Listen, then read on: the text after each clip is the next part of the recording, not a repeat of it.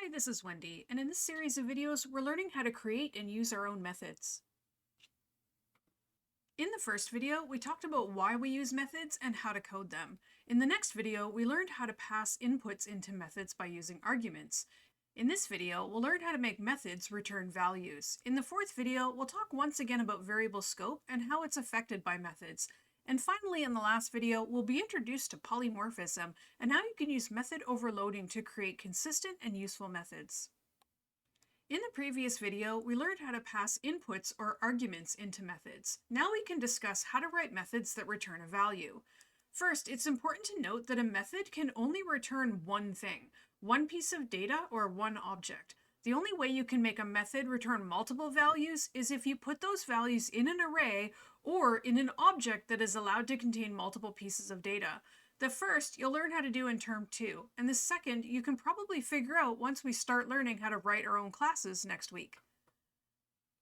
Recall that the method header defines the type of data that a method returns. For example, the method header for the math.pow method probably looks something like this. We see a public static double, the word pow, which is the method name, and then we can see that it has two parameter variables, both are doubles, one for the base and one for the exponent. This indicates that the pow method returns a double. Notice that even though the method's parameters are also doubles, that doesn't mean that a method must return the same type as its parameters. It just depends on what your method is supposed to do. For example, say you want a method that takes an amount of time as a string and returns the number of minutes in the string as an integer. So in this case, after the words public and static, we have int, which means that this method is going to return something that is of the type int. When you use a method that returns a value, you must receive the return value and do something with it. For example, when you use math.pow, you either store the return value in a variable, especially if you want to use that value several times, or you can output it immediately if that's all you want to do with it. How do we code the method to return a value? It's actually really easy. You simply use a return statement. The return statement causes the method to terminate, so you need to be careful where you put it, and you can't put any executing code after the return statement, or your program won't compile.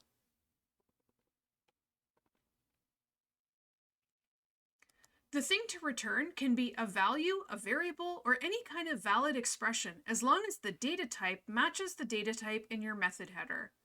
Let's try an example. Say we want to write a method called isValidDate that accepted a year, a month, and date number as integers and determines whether or not that makes up a valid date. If it's invalid, return false, but if it is valid, we'll return true. Now, when you write methods, you might consider doing an IPO chart for them, such as this one. Our output for this method is a Boolean true if the date is valid and false if it's invalid. Now, what inputs do we need? Well, we need the year, the month, and the date, all as integers. The processing to convert those inputs into the desired output, first we determine the maximum days allowed in the month, and then we try to determine if the date is between 1 and the maximum number of days inclusive. Therefore, our method header for this method would be public static boolean isValidDate, and then we would need three parameters, year, month, and date. All of those are integers. Whoopsie. Again, notice that my method's return type is Boolean, so this method is going to return true or false. The body of the method is actually really easy because we've written this code before. So go ahead and grab the code from the nested structures exercise and paste it into your method. Be sure to make any necessary changes to the variable names so that they match your parameters. Go ahead and give that a try, pause the video, and then resume it when you're done, and I'll show you what I have so far.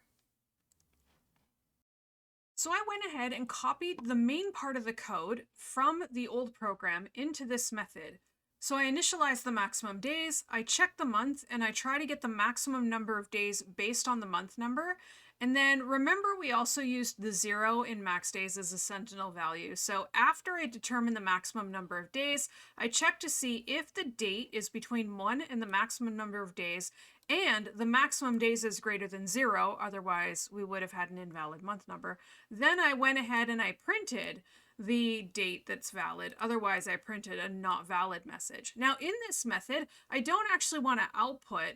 I want to instead return a Boolean. The reason why someone might choose to do this is because a lot of times you don't know what the programmer/user is going to do with the results of your method.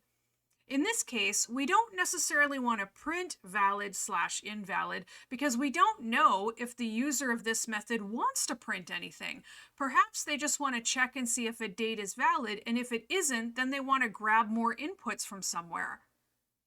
So in this case, we don't want to force the user to do something they may not want to do.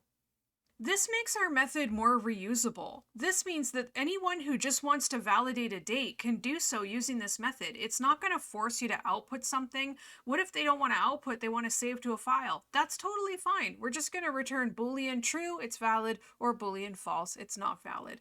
So that means then, in my double-sided if statement, perhaps I might want to instead make return statements. Now, I'm going to do this incorrectly first, but I just want to show you a couple of quick things. So you might think, okay, I'll just do a return true, and then down here, I'll do a return false. You can have more than one return statement in a method. It happens often, actually, with if statements. We'll often say, if this is such and such, whoops, return true, else return false, or you might even have else if, else if, else if. You could do it inside the switch. You know, it just, as long as when you're doing it with selections and even loops, you have to make sure that you have a return statement in all possible cases. In fact, I'll just show you what happens if you don't. So if I go ahead and compile this code right now, so I commented out the return false. So if it's true, I return true, but otherwise I do nothing. And what happens when I compile, it says it's missing a return statement. Now it's highlighting the closing brace on line 42, which is down here. That's the closing brace to my method. So it's saying there's an error on line 42.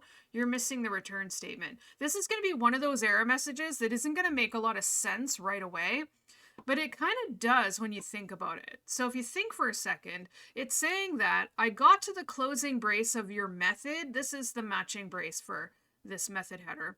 It's saying I got to the closing brace of your method and didn't find a return statement. And you might be thinking, well, duh, I've got a return statement here. But that return statement only executes if the condition on the if is true. If it's false, there's no return statement at all. So if you're going to do something like that, you have to make sure you have some kind of return statement in all possible situations. So here, if I put return false in the else, then after I save it, it compiles fine. No problem. But I'm not done. Now, the other thing that I've done incorrectly, if you think back to chapter 3.6, we learned that this block of code is actually inefficient. The if statement is not necessary. I'm basically saying if this is true, return true. If it's false, return false. That's completely redundant, and it's a waste of processing. You're actually giving the program extra tasks that it doesn't need. So instead, just get rid of the whole if-else and the return true and the return false. And then all you need to do is just say return the results of this Boolean expression. So it will evaluate the Boolean expression. If it evaluates to true, it returns true. If it evaluates to false, it returns false. Perfect. That's all we want. Now let's use our method in the main. So if you recall, in the earlier version of this program, we had code that asked the user to enter the month, day, and year. There. So we create the scanner and we ask for the year, month, and date. And now what I want to do is I want to use my isValidDate method. I can do this part right in an if statement because I want to actually display some output. So I can say if isValidDate and pass it year, month, date. Remember what we were saying in the previous video? It's accepting the year, then the month, and then the date. So you need to make sure you pass those arguments in the correct order. Again, we don't need a double equals true. That would be redundant because this already returns a Boolean. So if that method returns a value of true, then we wanted to print blah, blah, blah is a valid date. I'm just going to copy and paste this from the previous version of the program. Otherwise, we displayed, what was it? The message was not valid. Like that. There we go. Now, the nice thing about this program that makes it significantly different from the old version of this program is that we've created a method that is reusable. In semester 2, you're going to learn how to create a code library. You're going to be able to take all your commonly used code and put it into a library of classes. And whenever you want to use this method to validate a date, you just import your class and you use it. It's no different than using the scanner, for example. So it's very cool, but sadly, you won't learn that until term 2. But for now, you can copy and paste it. Unless you want to read ahead into my term 2 notes and learn how to do it now, you totally can. But for now, you can just copy and paste this isValidate method into any program where you'd like to use it. So let's give this program a try. I'm going to compile because I've already saved. I'm going to execute. So I'm going to enter a valid year first. So this is 2020, which we'd like to forget all about. What month is this? Oh, it's November. And the date is the 17th, at least the time I'm recording this. And of course, that's a valid date. Good. Let's try an invalid date. So let's try 2017, February the 29th. 2017 was not a leap year, so nope, not valid, not a valid date. Hooray! Now try this exercise. This is something you can also use in many of your programs. Write a method called getValidInt that repeatedly asks the user for an integer number until they enter something that can be parsed safely into a valid integer. Then parse the string input into an int and return the int value. The method will need to know the prompt to display to the user so that it can be used to get any integer input. Note also that this method will also need a scanner. You can construct and destroy the scanner inside the method as we did in one of the previous examples, but I'm actually going to do it showing you an alternate technique where I pass the scanner into the method, but feel free to give that a try on your own if you want. Once you've written the method, write some code in your main to ask the user for an item quantity and an item reorder point. And in case you're curious, a reorder point is just the value the quantity must be at before you make a reorder of that item. For example, if your reorder point is set to 10, that means that when the item quantity reaches 10 or less, it's time to reorder that product. Now don't forget to do an IPO chart for this method. Go ahead and pause the video, do the exercise, and then resume the video and I'll show you my answer. So hopefully you had a chance to give that a try. Here's the IPO chart I came up with. The output of this method is the user's input as an int value. What does the method need in order to produce that? Well, I need to know what the prompt is that I'm asking the user for, and in my case, I'm going to also need the scanner object that I'm going to use to retrieve the user's input. What processing is going to occur to transform those two inputs into the desired output? I need to first determine if the string input matches the integer regex, and then I'm going to parse that string into an int value. Let's now look at the code. So I'll start off by showing you my getValidInt method. So this is kind of interesting. First of all, the method is going to return an int. It is returning an integer value. It's the int version of whatever the user types. And it's called getValidInt. And I have two inputs. One is the scanner. Yes, you can pass objects into methods. I mean, we're doing it already with strings, which are objects, so why not with the scanner? So you can pass the scanner in. In fact, in some cases, it might be a better choice to creating the scanner inside the method. One, because a lot of people forget to destroy the scanner in the method when they're done. And two, if you're calling the method many times, it could still slow down your program. In this case, I'm going to create one scanner in my main, and I'm just going to pass it into the method. When you pass it into the method, when the method is finished, that scanner variable is gone, but the object still exists because I'm still pointing to it in my main method. Unlike with primitives, it's actually not taking a copy of the scanner with objects because the value in the variable is an address, a memory address. It's passing the memory address into the scanner variable. I know that might seem really confusing right now. I'm actually going to talk more about this concept. It's called pass by reference, and we're going to cover it in the next video on variable scope. So don't worry too much about it. Just trust me, this actually is way more efficient sometimes than creating a scanner in the method and then destroying it when you're done. So I'm passing the scanner and the prompt. So I go ahead and display the prompt. I don't care what the prompt is. I'm just going to display it. And then I use the scanner I passed in to grab a string value, which is going to be an integer. And if there's any spaces in the string value, I'm just going to ignore them. So I use the next method, not the next line method. And then this is code that's very similar to what we did in the data validation lesson. So as long as this doesn't match an integer regex, and in the validation lesson, I think I talked about how sometimes you might want to include the plus or minus symbols as part of a valid integer.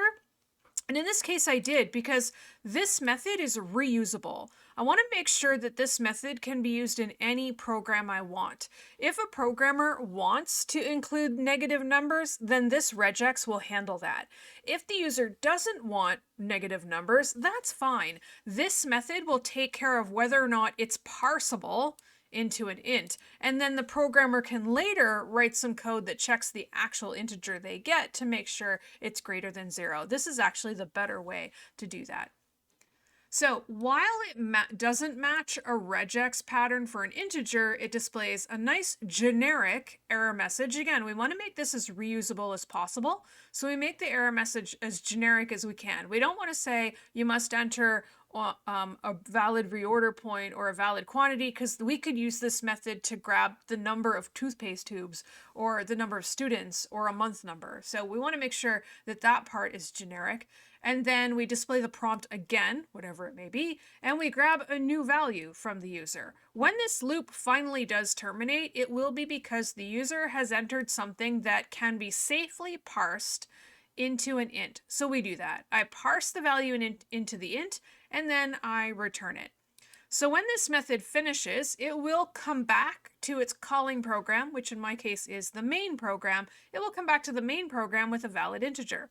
So this is how I used it in my main. I created the scanner, and then I called getValidInt. I passed it the scanner and the prompt, enter quantity. Then I took its return value and stored it in a variable. Then I called it again, passed it the same scanner object and a different prompt, and I took the return value and put it into the ROP, or reorder point variable. And then the instructions didn't really say to do anything else, so I just, for fun, added an if statement. If my quantity is less than or equal to my reorder point, it's time to order more of whatever this was about. So when I try the program, I'm going to compile it, I'm going to execute it. So it says enter the quantity. So if I enter just some characters, it says, nope, you need to enter a whole number. If I enter a decimal, nope, you need to enter a whole number. So I say, okay, 7. Good. Now it's asking for the reorder point. So again, if I enter characters, it doesn't like it. If I enter decimals, it doesn't like it. But if I enter, what did I put? 7. So if I say 10, my reorder point is 10. It's going to say, oh, it's time to order more things because my quantity of 7 is less than or equal to 10, my reorder point. So now that we know how to pass in arguments and return values, we now are able to create modular, reusable methods. The idea of abstraction happens when, if I give you a copy of this method to use, you don't need to care about what is going on in here. And that's a good thing. I've encapsulated all of the finer details inside the method. All you need to know is that you give it any kind of scanner. You don't even have to name your scanner anything. If you called your scanner, that's totally okay. This program will still work as long as I remember to change all of these 3. So this parameter variable is local or only accessible inside getValidInt. It has nothing to do with this variable. All that's happening is when I pass it in, I'm taking the address stored in scanner and giving it to in. So now scanner and in contain the same address. In other words, if you said scanner double equals in, if you could, it would say true, but you can't. So that in just contains the same address. It means it's pointing to the same scanner object as this guy. So it doesn't matter what you call the main object and what you call the parameter object. So when I call getValidInt, all I need to worry about is give it a scanner, give it a prompt, and it'll do magic and give me a valid integer. That's all I care about. And then I can do whatever I want with that integer. So if you practice those things correctly, Modularization, reusability, and encapsulation, you'll be able to create methods that make your program more modular so it'll be easier to maintain and debug. It'll make methods that are more reusable that you can reuse in many different programs. And then other people can use your methods and they don't have to do anything special. They just take the method and use it. They don't have to change their code. They don't have to change any variable names. It doesn't matter what you call your scanner, you can call it whatever you want. And that's the goal, and it does take practice. So those are the basics on writing methods. With practice, you can easily write methods that are modular, reusable, and abstract. So be sure to try the extra programming exercises in the notes and in your textbook. In the next video, we'll talk about variable scope and how this affects the reusability of code, and we'll talk more about that pass by reference thing. So I'll see you over there. Thanks for watching.